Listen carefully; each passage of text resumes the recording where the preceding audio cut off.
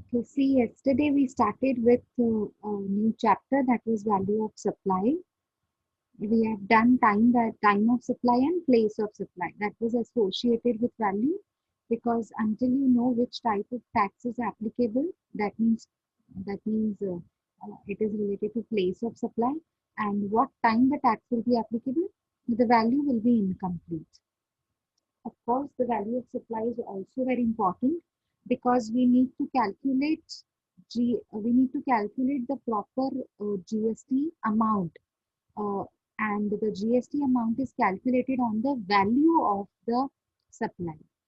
Okay, so here the value of supply, according to GST rules, value of supply is on the transaction value. GST is calculated on the transaction value. GST is to be charged on the transaction value. And I already told you what is transaction value. Let's have a quick revision for this. Transaction value as per section 15 is the value of taxable supply under GST, and the transaction value is defined as the price actually paid by the recipient for taking, for purchasing goods or services.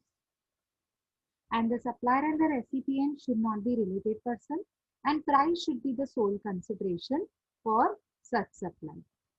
Okay, now we have what was included in the, what to say, transaction value. That means the value that we take for the calculation of GST amount, what should all be included in that particular value. Any taxes, duties, cess, fees that is charged, leviable under the Act, except GST. GST should not be included. That we have discussed in detail yesterday, because it is separately charged by the supplier. After the net value, which is calculated, okay, any amount the supplier is liable to pay which has been incurred by the recipient. Of course, it is not included in the price, and therefore it is to be included. Already it is not included in the price, and therefore separately that amount has to be taken into consideration. Which amount? That recipient will incur and supplier will be liable to pay. Such amounts are there, like transportation charges and all. Sometimes freight charges are paid by recipient, no? When the goods are transported to the recipient places, recipient destination. Therefore, recipient will pay to the driver, to the transporter. Okay, and then supplier will be like reimbursing the expenses paid by the recipient. Many times this happens.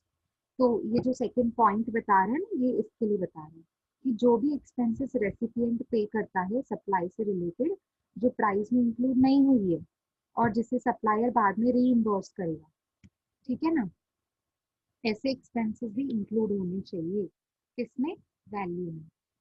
The value will include all incidental expenses also, like packing, commission, etcetera. ये कलम में detail में मैंने आपको examples के साथ बताया था.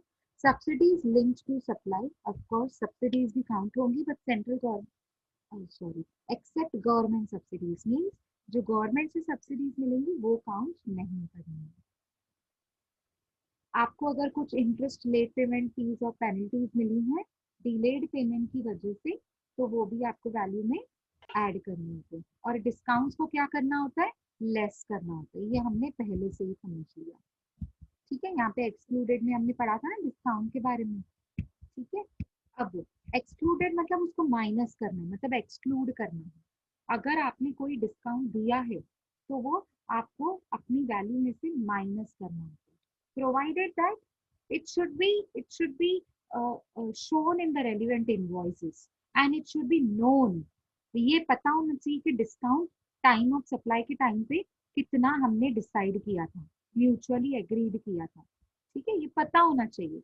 अगर डिस्काउंट पता ही नहीं है, अमाउंट नोन नहीं होगा टाइम ऑफ सप्लाई के टाइम पे, तो आप डिस्काउंट माइनस एक्सक्लूड नहीं कर पाएंगे. ठीक है, यहाँ पे एक्सक्लूड का मतलब है जो माइनस करना. ठीक है ना. अब देखिए, हम इसमें हमने एक छोटा सा एग्जाम्पल भी डिस्कस किया था, ये वाला आपको याद होगा. हमने रूल्स स्टार्ट किए थे। अब ये रूल्स किस कब एप्लीकेबल होते हैं? जब जब price is not the sole consideration, या तो ये रीजन होगा, या तो ये रीजन होगा कि वो रिलेटेड पर्सन्स हैं। ठीक है, समझ आ रहा है आपको? या तो वो रिलेटेड पर्सन्स हैं, इसके लिए हमारा ये ट्रांजैक्शन वैल्यू निकालने में हम लोग को प्रॉब्लम हो रही है, तो हम रूल्स लगाते हैं। ठीक है, या तो फिर price is not the sole consideration, मतलब अगेंस्ट में, प्राइस के अगेंस्ट में आपको कुछ और भी मिल रहा है।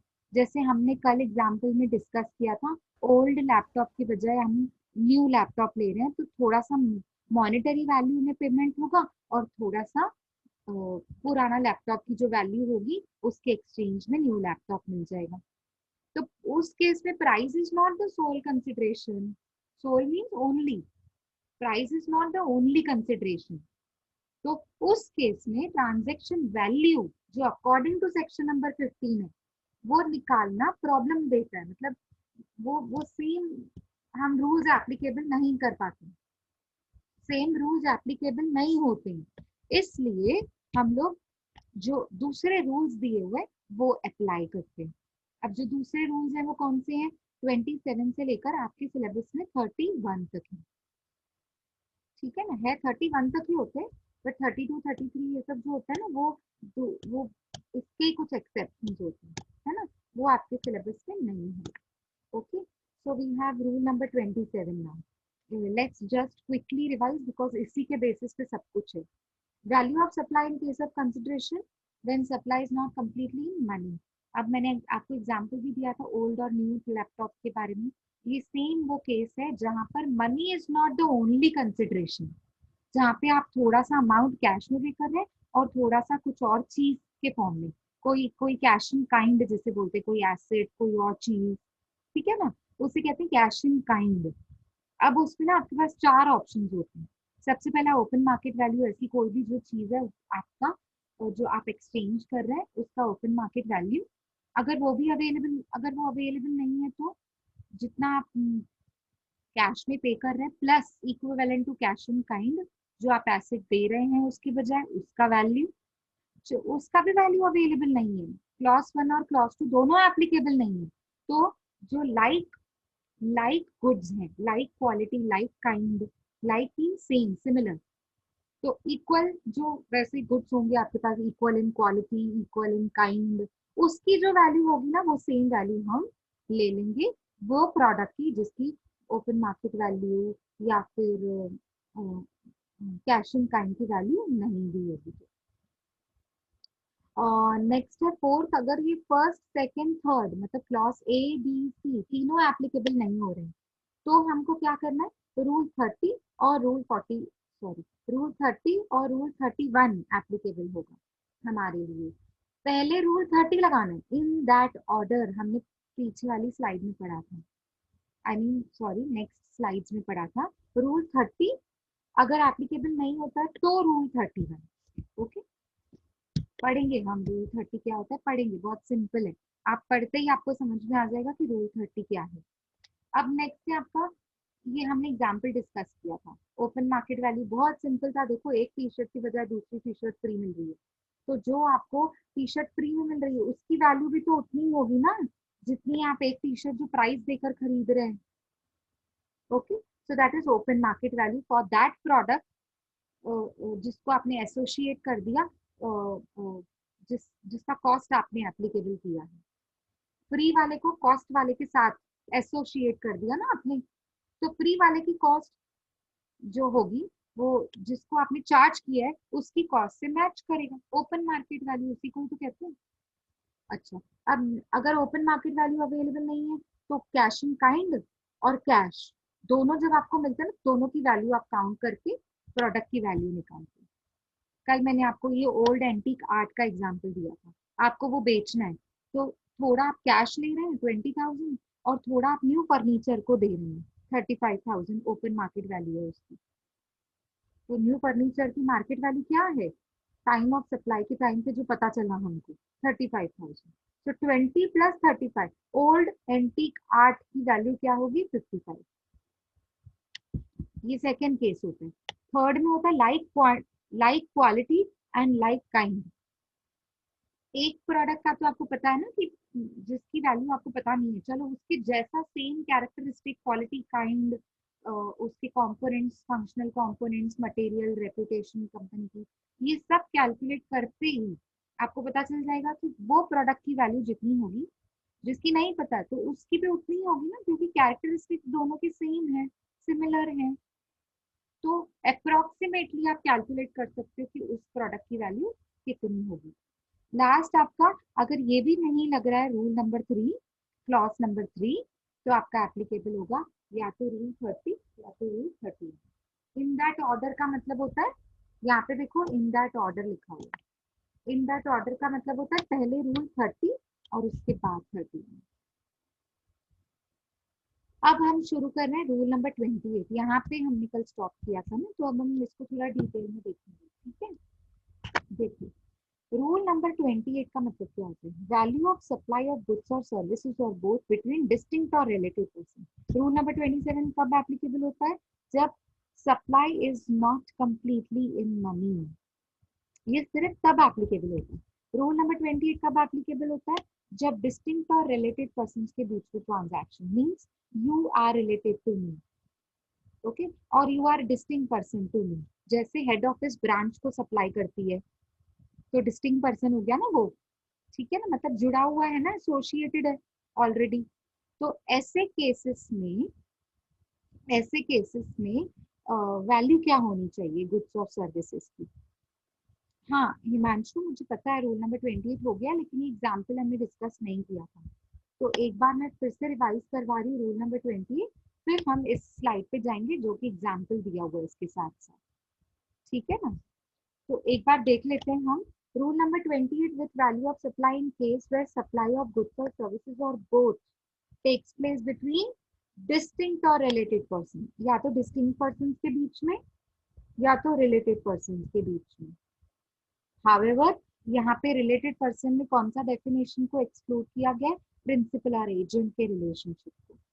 मतलब प्रिंसिपल और एजेंट का रिलेशन रूल नंबर 29 में आता है, क्योंकि आपने उसको हटा दिया ना यहाँ से, 28 से आपने प्रिंसिपल और एजेंट, देखो मेरी बात ध्यान से सुनो, principal and agent is counted in related person, but यहाँ रूल नंबर 28 से उसको क्यों निकाला है? क्योंकि उसकी कैलकुलेशन अलग होती है। ये देखो, दो रूल्स एप्लीकेबल होते हैं इसमें, दो रूल्स, और यहाँ पे कितने रूल्स एप्लीकेबल होते हैं? तीन। कौन से रूल्स एप्लीकेबल होते हैं? चलो देखते हैं, तीन क्लॉसेस हैं।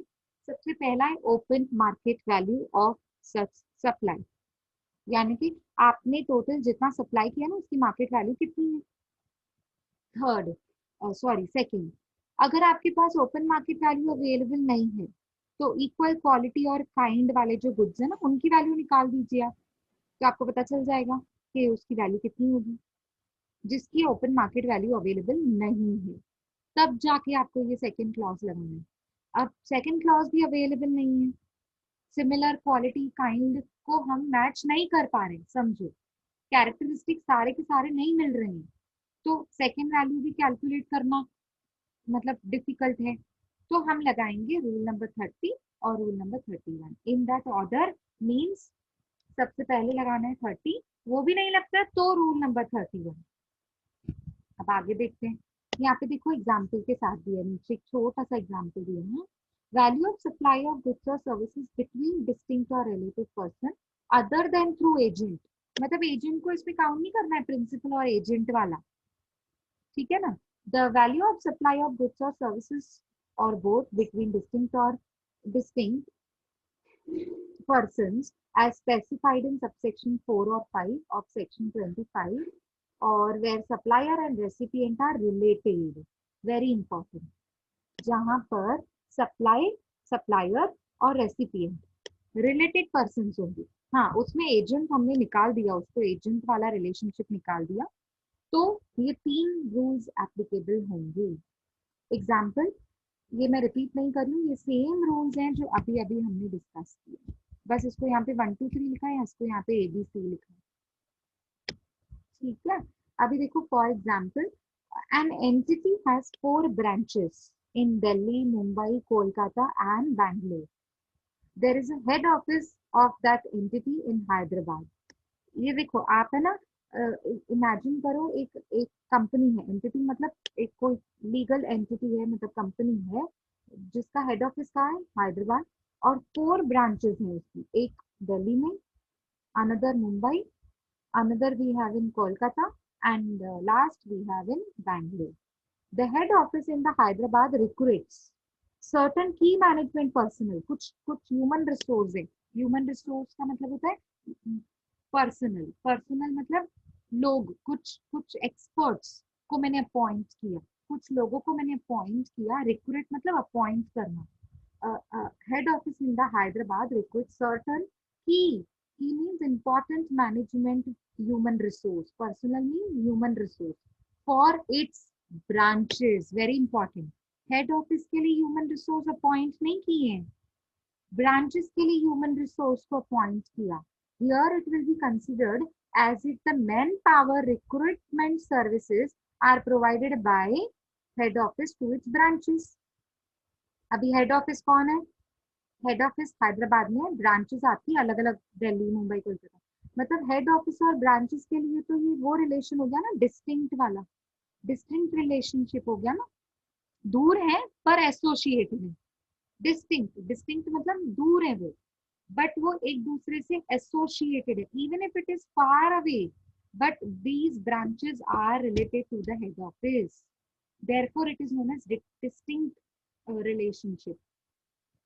अब अगर डिस्टिंक्ट रिलेशनशिप में अगर आपने कोई सर्विसेज सप्लाई की, सर्विस ही तो सप्लाई की है, हेड ऑफिस ने ब्रांचेस को मैन पावर सप्लाई किया, मैन पावर रिक्रूट किया, कुछ लोग एक्सपर्ट्स रिक्रूट किए ब्रांचेस के लिए। For the valuation purpose one needs to go the hierarchy provided in rule number 28।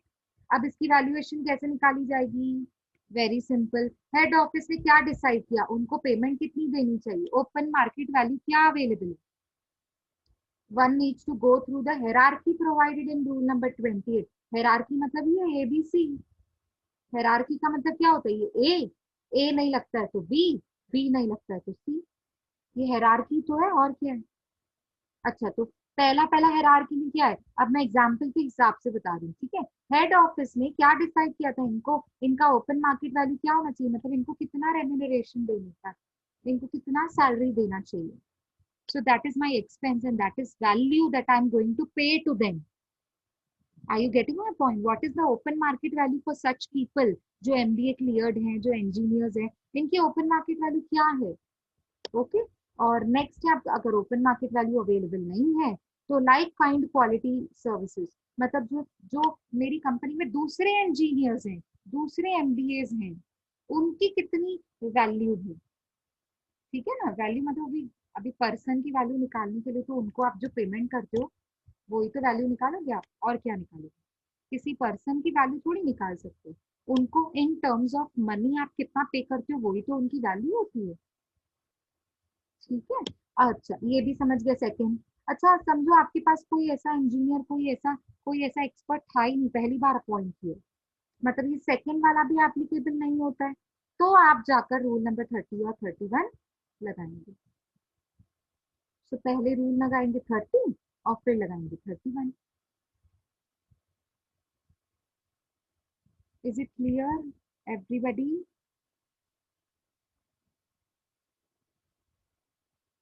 Is it clear? आप बताएं तो मैं आगे बढ़ूं।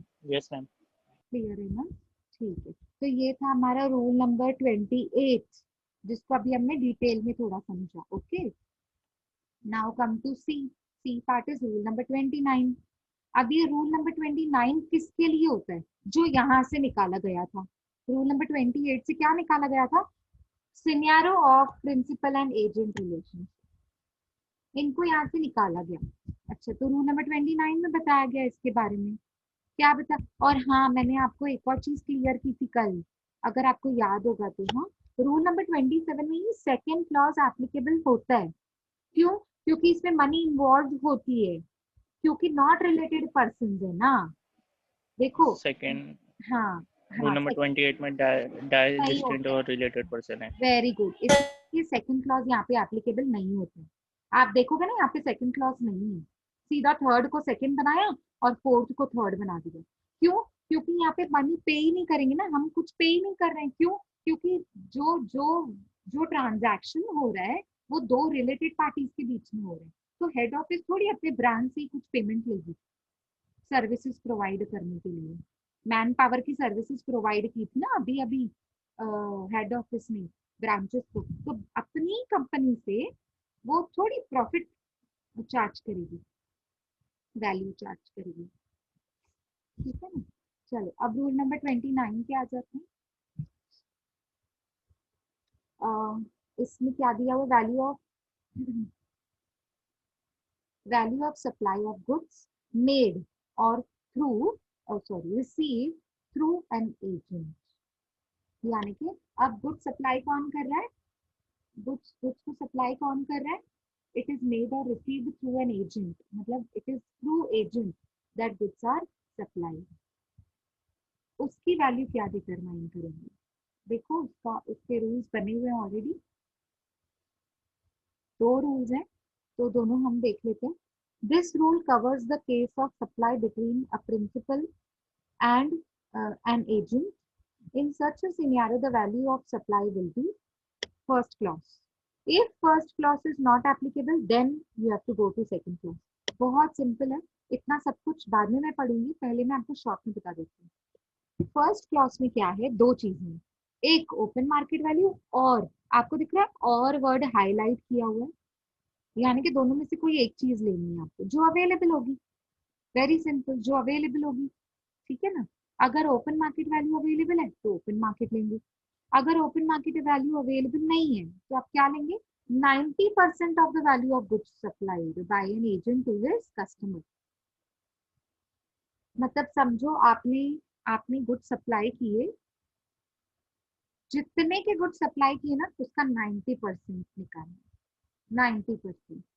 ठीक है? तो बाकी 10% ऐसे समझना है उसकी कमीशन होगी। ठीक है ना? तो मतलब यहाँ पे 90% लिया गया है रूल्स में। ये रूल्स चेंज भी हो सकते हैं। ठीक है, 90 चेंज भी हो सकता है और based on the GST recommendation. जैसे एग्जांपल, ये पहले 100% था, ये रूल नंबर 30 अभी मैंने स्टार्ट नहीं किया, मैं तो जस्ट आपको एग्जांपल दे रही हूँ। पहले ये 100% था, ये अभी अभी रिसेंटली 110% हुआ। ठीक है ना? तो ये तो जीएसटी के रिकमेंडेशन पे काउंसिल कमेटी बिठाकर ये वो जो अपने हिसाब से सही समझते हैं ना, टाइम टू टाइम वो परसेंटेज चेंज भी कर सकते हैं, बट अभी के लिए इट इज 90%। ठीक है, बहुत सिंपल है। जितनी वैल्यू के गुड्स एजेंट ने कस्टमर्स को बेचे हैं उसका आपको 90% वैल्यू लेना है और open market value which is available. अब आगे क्या बोल रहा है वो देखो। जो एजेंट है ना, अगर कस्टमर्स को गुड सप्लाई कर रहा है तो वो रिलेटेड पर्सन नहीं होने चाहिए। हाँ पता है ना, रिलेटेड कैसे होगा, प्रिंसिपल और एजेंट रिलेटेड पर्सन होंगे, लेकिन एजेंट और कस्टमर रिलेटेड पर्सन थोड़ी होना चाहिए। अगर वो रिलेटेड पर्सन हैं तो रूल नंबर 29 क्यों एप्लीकेबल होगा, रूल नंबर 28 एप्लीकेबल होगा ना। वेरी सिंपल, सिंपल लॉजिक है बहुत। ठीक है, तो एजेंट और कस्टमर के बीच में कोई रिलेशन नहीं होना चाहिए, मतलब रिलेटेड पर्सन नहीं होने चाहिए। provided the goods supplied by an agent to his customer are of same quality and kind as supplied by principal to the agent। जिस क्वालिटी में, जिस शेप साइज कलर और वेट में आपको प्रिंसिपल ने, एजेंट को प्रिंसिपल ने जैसे गुड सप्लाई किए थे बिल्कुल वैसे ही उसी फॉर्म में आपको कस्टमर को सप्लाई करना है। मतलब आप यूज करके नहीं दे सकते हैं गुड्स को कस्टमर को।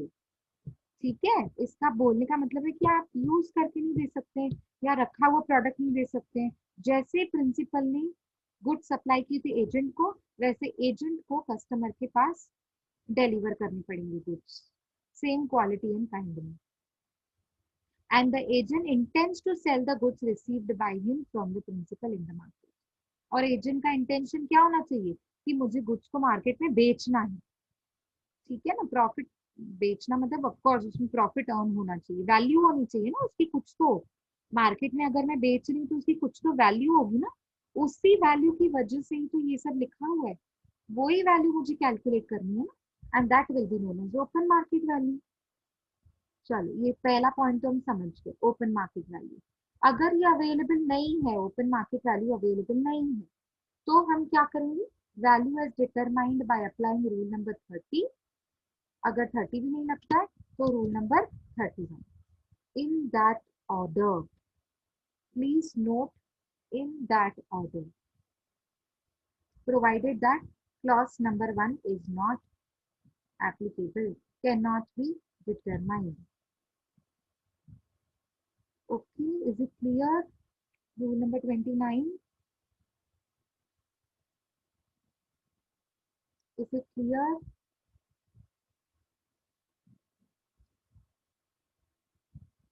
Come on, give me answers so that I move forward. Yes, ma'am. Yes. Okay. So this was the exam. This was the rule 29, which was applicable with principal and agent. Okay. बहुत simple है, इसमें तो कुछ है ही नहीं है इतना, मतलब कुछ टफ नहीं है जो आपको डिफिकल्ट लगे। अब आते हैं रूल नंबर 30 पे। देखो rule number 30, value of supply of goods और सर्विसेज बेस्ड और बोथ बेस्ड ऑन कॉस्ट। मतलब अब यहाँ पे इंपॉर्टेंट क्या है, ये वर्ड इंपॉर्टेंट है, on cost.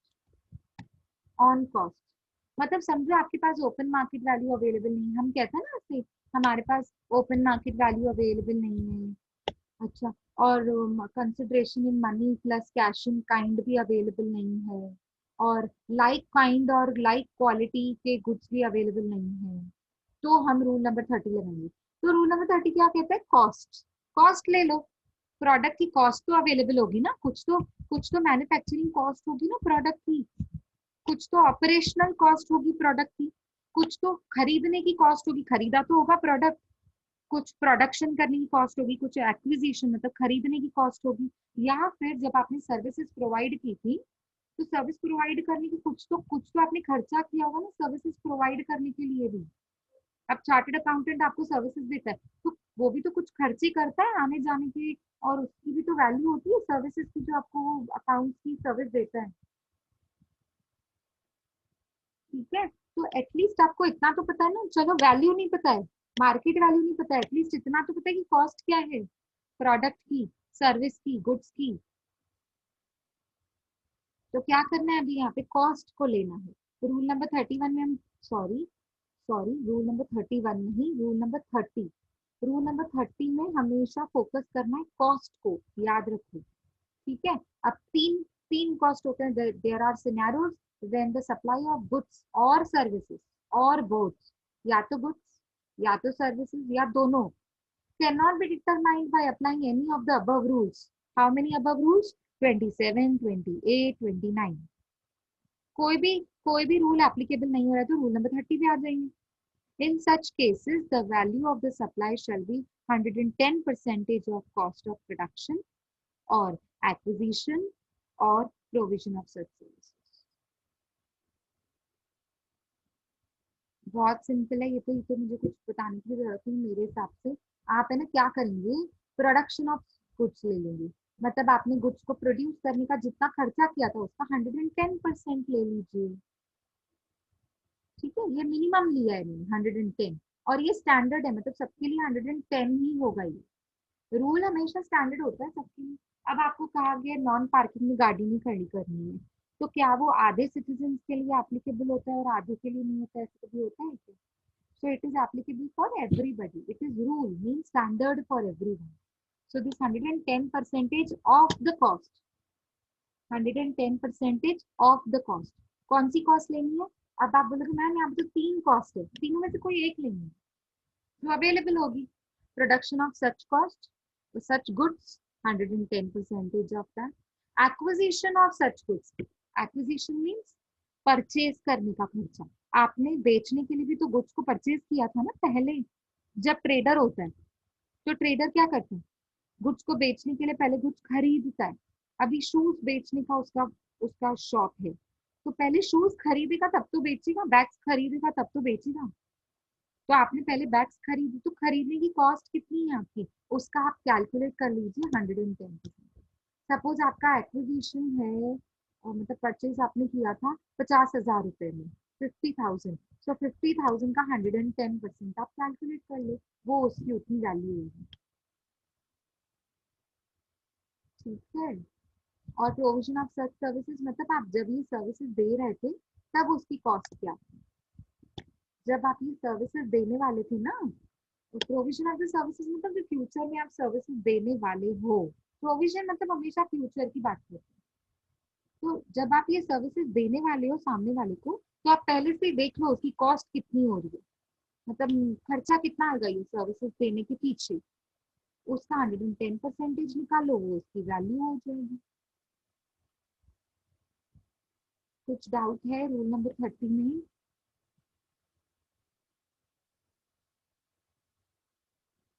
Yes, do you have any doubt?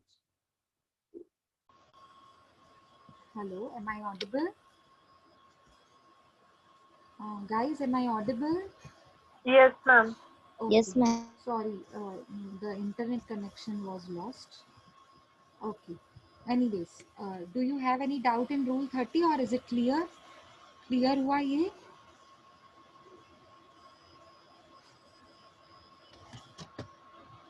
Yes, it is clear or not? Come on, जल्दी answers दो तो मैं आगे बढ़ूँ.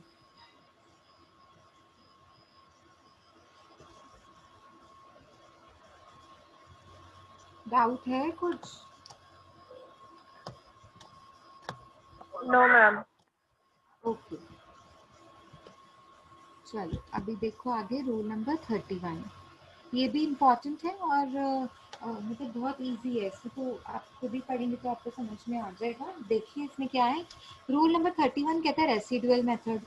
रेसिडुअल मीन्स जो बचे कुचे, मतलब जो ऊपर रूल नंबर 27 में नहीं आता है, रूल नंबर 27 के एप्लीकेबल नहीं होता, रूल नंबर 28 से रिलेटेड नहीं है, रूल नंबर 29 से भी रिलेटेड नहीं है, रूल नंबर 30 से भी रिलेटेड नहीं है, तो वो रूल नंबर 31 में आ जाएगा।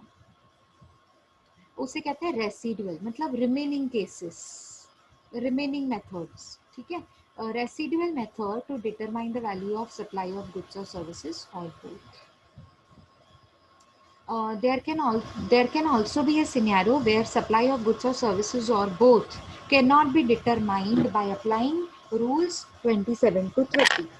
ना 27 से उसका आंसर निकल रहा है, ना 28 से, ना 29 से, 30 से भी नहीं निकल रहा। सपोज 30 से भी पॉसिबल नहीं है तो हम 31 पे आएंगे। इन सच सिनेरियो, अभी देखो इसमें कितना इजी लिखा हुआ है। क्या लिखा हुआ है ये देखो, in the value of supply needs to be determined by using rational means. Such means must be in the accordance with principles and the provisions of Section 15 of CGST Act 2017 as well as Chapter 6 of CGST rules. अभी देखो आपके syllabus में नहीं है, नहीं तो मैं आपको बताती चैप्टर 6 में क्या लिखा हुआ है। अभी बहुत वाइड है, उसको करने के लिए मुझे 3-4 लेक्चर्स लग जाएंगे। बस आपको इतना समझना है कि वो रैशनल मीन्स लगाकर और कौन सा सेक्शन लगाकर, सेक्शन 15 मतलब ट्रांजैक्शन वैल्यू निकालने के लिए